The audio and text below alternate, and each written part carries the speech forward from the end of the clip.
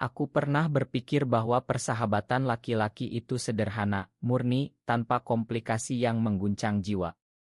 Tapi sampai hari itu tiba, ketika Rea mengajakku hiking ke Gunung Rinjani di Lombok, semuanya berubah dalam sekejap. Hanya hiking biasa, bro, katanya sambil tertawa ringan di telepon, suaranya yang dalam selalu membuat hatiku berdegup lebih cepat tanpa alasan yang jelas. Namaku Ardi, 25 tahun, tinggal di Jakarta, bekerja sebagai desainer grafis di sebuah agensi kecil. Aku sudah kenal Rea sejak kuliah di Bandung. Dia teman sekamar kosanku dulu, cowok tinggi tegap dengan kulit sawo matang khas anak Lombok, mata hitam yang selalu tersenyum, dan senyum yang bisa membuat dunia terasa lebih cerah. Kami sering jalan bareng, nonton bola, makan malam di warung pinggir jalan, tapi aku selalu menyembunyikan perasaan yang tumbuh diam-diam di dada ini. Di Indonesia, menjadi gay bukan hal mudah. Keluarga, masyarakat, agama, semuanya seperti tembok tinggi yang tak terlihat tapi selalu menekan. Hari itu, kami naik pesawat pagi ke Lombok. Rea sudah menunggu di bandara dengan mobil sewaan ayahnya. Siap petualangan, ditanyanya sambil memelukku erat. Pelukan itu terasa lebih lama dari biasanya, atau mungkin hanya perasaanku saja. Kami menginap semalam di rumah orang tuanya di Mataram. Ibunya Rea ramah sekali, menyajikan ayam taliwang pedas yang membuatku berkeringat. Kalian hati-hati ya di gunung, pesan ibunya sambil tersenyum. Aku mengangguk, tapi hati kecilku berbisik, ini bukan hanya hiking.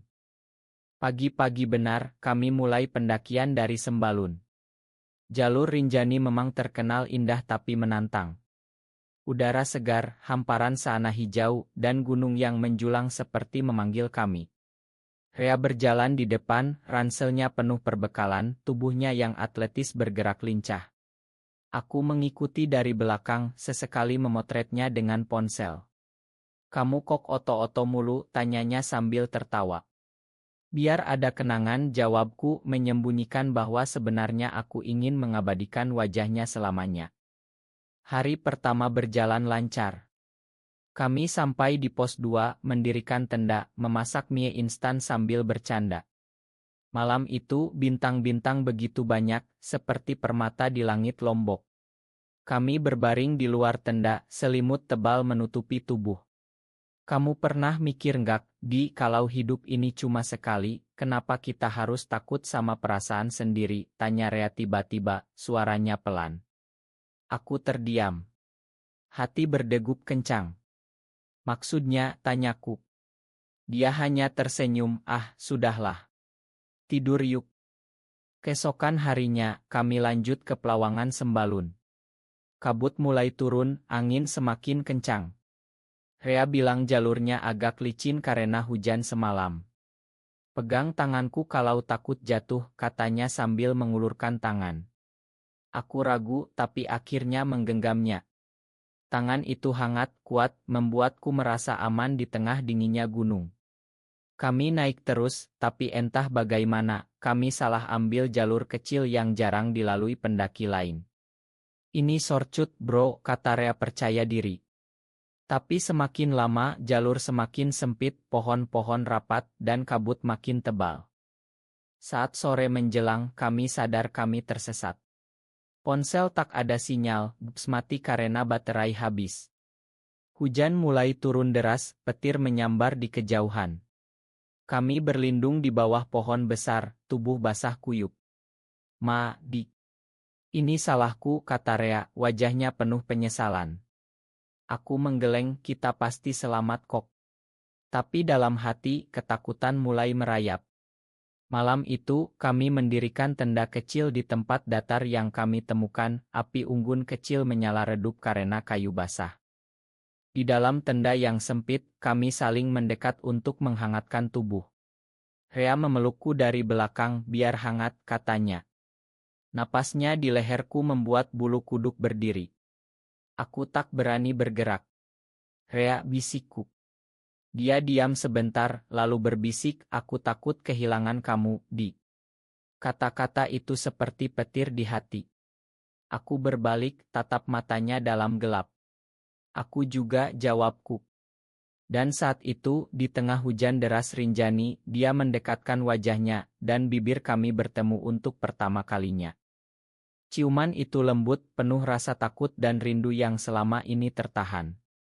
Air mata bercampur dengan air hujan di pipi kami.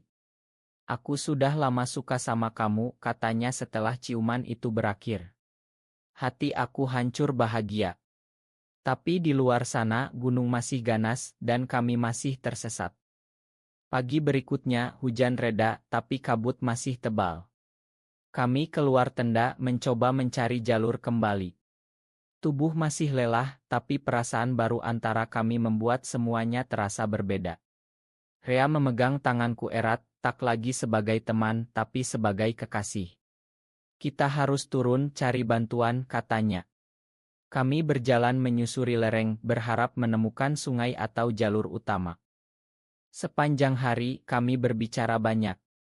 Rea cerita bahwa dia sudah menyadari perasaannya sejak kuliah, tapi takut mengakui karena keluarga dan masyarakat di Lombok yang konservatif. Ayahku pasti marah besar kalau tahu, katanya sedih. Aku cerita tentang perjuanganku di Jakarta, menyembunyikan identitas, takut dicap dosa. Di tengah kesatan itu, kami saling menguatkan. Cinta ini terasa seperti anugerah di saat terburuk. Tapi nasib belum berpihak. Saat menyeberangi sungai kecil yang deras karena hujan, aku tergelincir. Kaki terpeleset di batu licin dan aku jatuh ke air dingin. Rea langsung loncat menyelamatkanku, tangannya menarikku ke tepi. Kami berdua basah lagi, tapi selamat. Dia memelukku erat, tubuhnya gemetar. Jangan tinggalkan aku, bisiknya. Saat itu, aku sadar betapa dalam cintanya. Malam kedua, kami menemukan gua kecil untuk berlindung. Makanan tinggal sedikit, air dari sungai. Di gua itu, kami saling berbagi cerita masa kecil.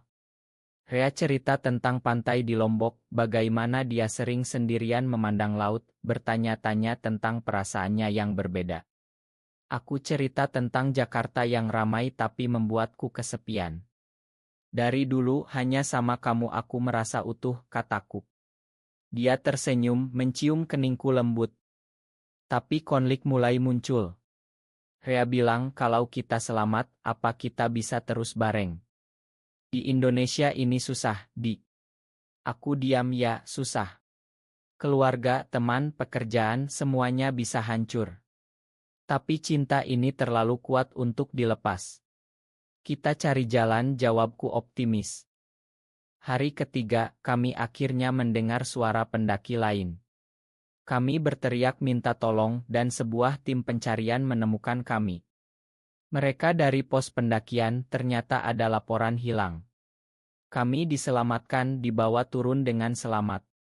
Di pos bawah, Rea memelukku di depan orang lain tapi cepat dilepas karena takut dilihat. Hati aku sakit melihatnya.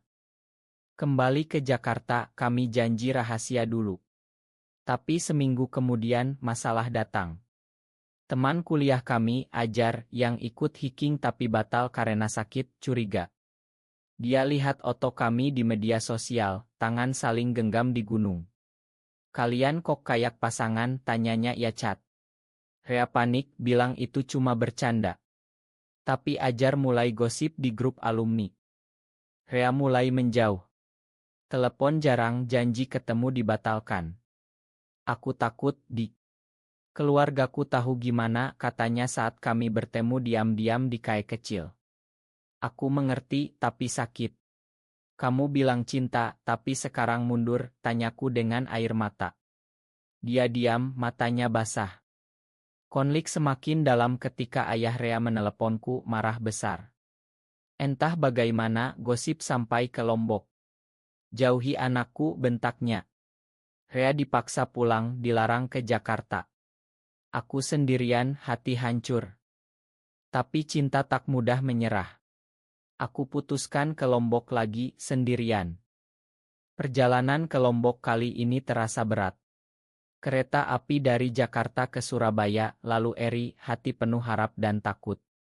Aku tahu ini berisiko, tapi tak bisa biarkan Rea sendirian menghadapi badai ini.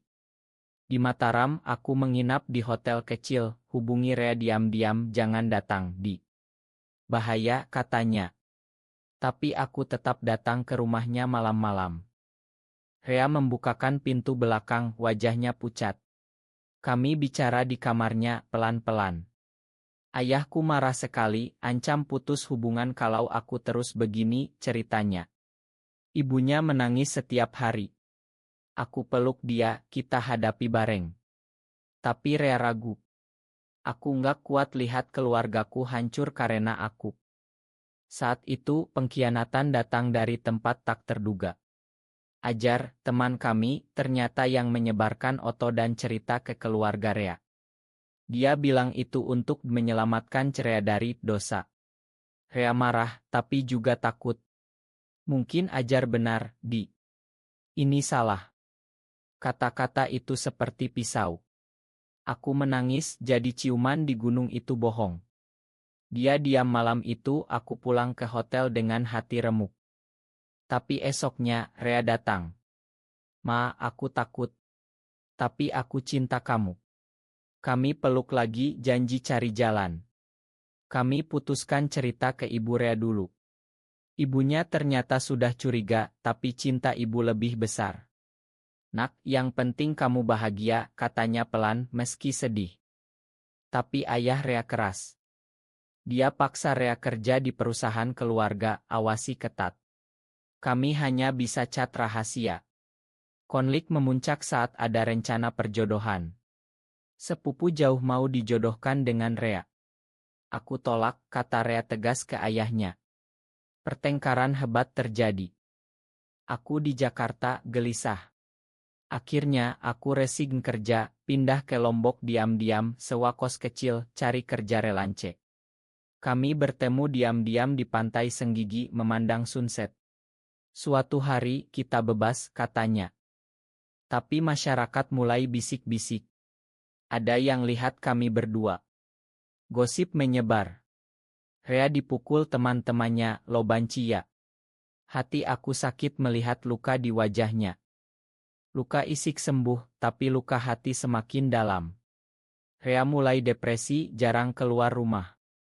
Aku datang setiap malam, bawa makanan, cerita hal-hal lucu untuk buat dia tertawa. Kamu kuat, kataku.